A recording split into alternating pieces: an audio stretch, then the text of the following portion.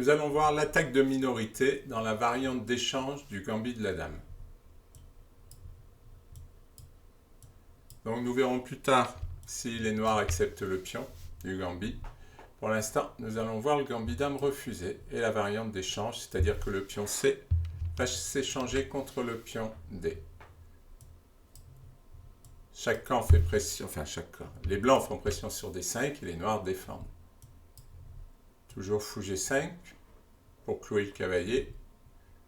Cavalier D7 et c'est voilà la variante d'échange. En reprenant avec le pion E, les noirs se donnent des chances d'attaque sur la colonne E, pendant que les blancs vont attaquer sur l'aile dame. Bon, pour déclouer le cavalier,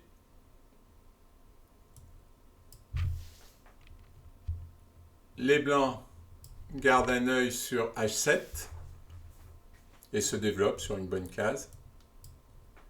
Dame C2 avec une double idée, H7 et C6, puisqu'ils vont faire une attaque de minorité. Donc l'attaque de minorité, c'est 2 pions contre 3.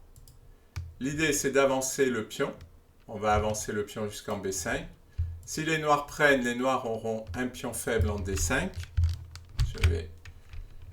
Donc le pion va venir là. Si les noirs prennent, les noirs auront un pion faible en D5.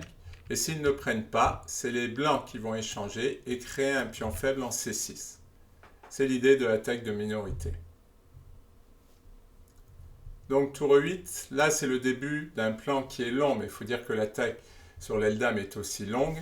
Mais le plan des noirs, c'est de jouer G6, cavalier F8, cavalier E6, cavalier G7 et fou F5 pour échanger le fou et restreindre les possibilités des blancs sur l'aile roi tout en eux-mêmes s'activant sur l'aile roi.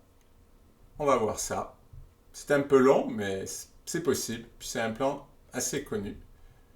Donc, il a son utilité. Tour B1, G6. C'est des plans préétablis à l'avance, donc pas beaucoup de surprises. A4, cavalier E6. Bon, le cavalier attaque le fou, donc il recule. Cavalier, on a gagné un temps avec les noirs. B5, puis on prend. Là, les noirs décident de ne pas prendre et de poursuivre leur plan avec fou F5. Et les blancs créent un pion faible en C6. Et ils vont l'attaquer. Ils commencent par cavalier E5.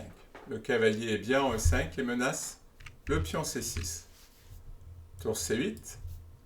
Et là, une tour sur la 7e rangée, ça ne se refuse pas. Ça ne peut être que bon.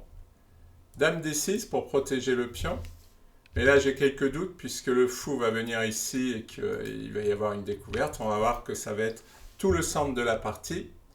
Tour C1 pour faire pression sur C6. Tour B8 pour essayer de se débarrasser de cette tour.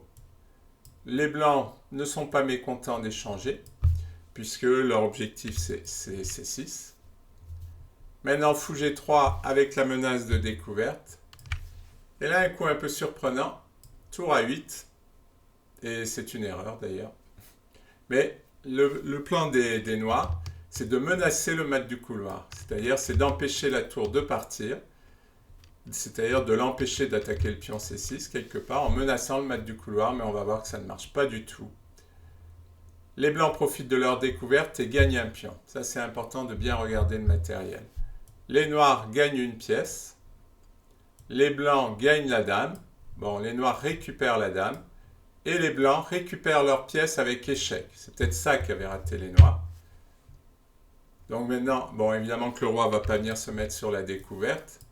Maintenant, évidemment que la tour ne va pas prendre le fou, mais on a déjà gagné un pion et on va en gagner un deuxième, parce qu'après H3, eh ben, à la fois le fou et le pion sont en prise, donc on va gagner le pion, puisque le fou, évidemment, va partir.